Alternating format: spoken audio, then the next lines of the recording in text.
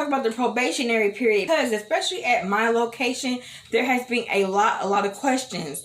A lot of people that converted less than 11 months, less than 12 months, less than 10 months, 9 months, and there is a probationary period as if you did once when you were a PSC 360. In order not to have a probationary period, you have to work at least 2 5-day breaks. You have to get at least 2 5-day breaks, okay? In order to not be on probation.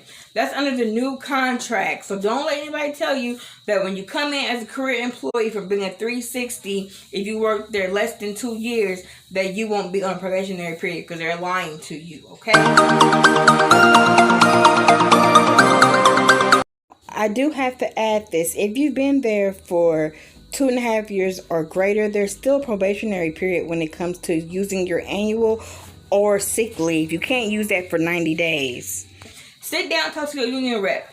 When you're under your probationary period, it's just the same as if it was when you were a PSC 360, when you make sure that you show up to work every single day. This is critical because you don't want to mess up a good thing. You don't want to be in a position where you end up getting terminated because you couldn't make it to work on time. If you even a minute click late, they can terminate you, and there's nothing the union can do at this point because you are under a probationary period. So keep in mind to show up to work. Allow yourself enough time to get to work on time each and every day. The second thing is that they judge you on base if you're able to take directions from your superior, which is your SDO, your supervisor, okay? So be sure to take direction from them.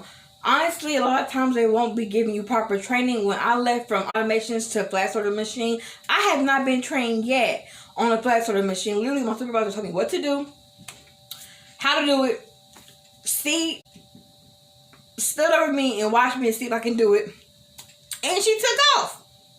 And that's the type of environment you're going to be in when you transfer. It's still going to be the same thing as it's going to be the same exact thing that you went through when you were at PSC, where you were limited on training. It just don't stop. So a lot of times you're going to see a veteran come over and try to give you pointers and help you out on the flat sorter machine, or how to case mail, or how to prep mail the right way. Be sure to absorb all that information. Communicate with your veterans. They're there for you. Let them know that you are a new career employee. They got your back. Trust me. Everybody's been there. Ask questions and you're going to get through it, okay? You're going to get through it. So just move side, because it's going to be all good.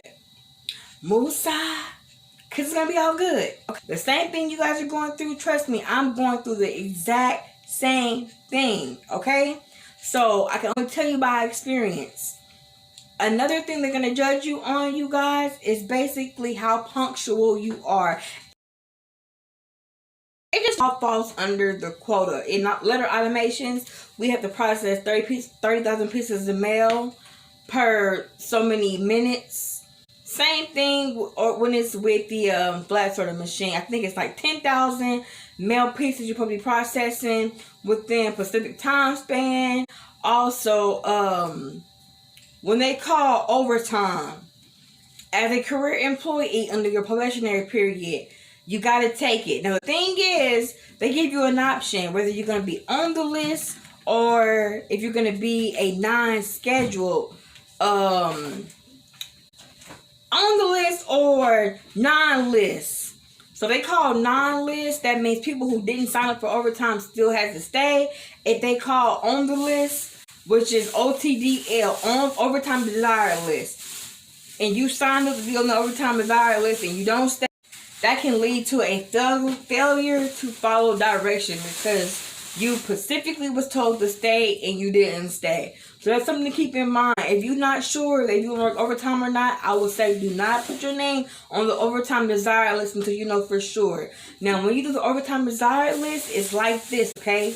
They have 3 boxes, which you can work a 6th day, which is your non-scheduled day, and you get paid good money for that 6th day. Or you can work a 10-hour, and if say you work 10 hours, you can always stay to work 12 hours if you like, or you can just check the 12 hours. If I was you guys, I would check 10 hours because you can always stay the extra 2 hours to get more overtime if you want to. That's something to keep in mind when it comes to the whole process all over again with your probationary period at the USPS as a career employee. Okay? So right now, this wraps up my video. Stay tuned for part 3. If you guys were just recently converted, If you guys are recently converted to the USPS, be sure to comment below on which department you actually got converted to and how your journey is so far. Don't forget to subscribe to my channel. In the meantime, I'm out, y'all. Be blessed.